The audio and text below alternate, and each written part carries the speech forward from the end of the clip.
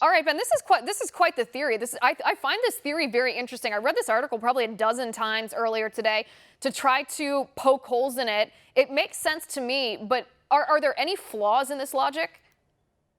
Well, look, I think this actually echoes what Victor Davis Hanson was speculating in part about why California has seen such better results on a relative basis relative to other places, because perhaps actually more people had already been exposed to coronavirus than we knew, in part because this started in November, supposedly, according to Chinese statistics. But look, I think the real merit to this argument is the fact that this entire pandemic has been presented as a black and white situation of either essentially we self quarantine for multiple weeks at a time, see what transpires, potentially keep going with it, or allow society to continue as it was before and then risk hundreds of thousands or millions of deaths potentially. And I think the merit to this argument is that it shows this is not such a black and white picture. There are costs and benefits to every single method, but this middle ground of essentially keeping the at risk people protected and putting out those who are at lesser risk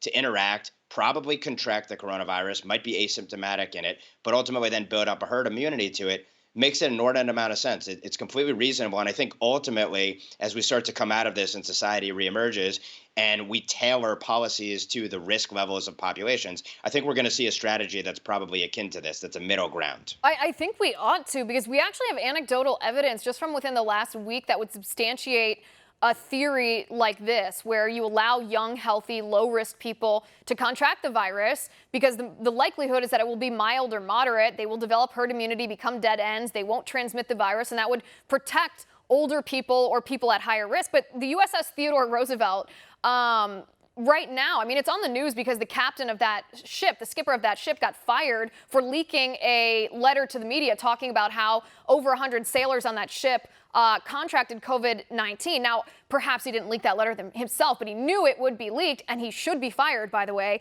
for that. But the point that I want to make right now is that as of right now, I believe it's over 175 sailors on the Teddy Roosevelt have coronavirus, but of those 175 sailors, none of them are hospitalized. None of them are on ventilators. Certainly none of them have died because they're in a low-risk demographic. They're overall young, overall healthy individuals, and the cases manifested as mild or moderate cases. That's probably a better idea of how coronavirus manifests for a low-risk population than the horror stories we're seeing when we look at Italy, which is the highest risk population that's causing the hospitals to overflow.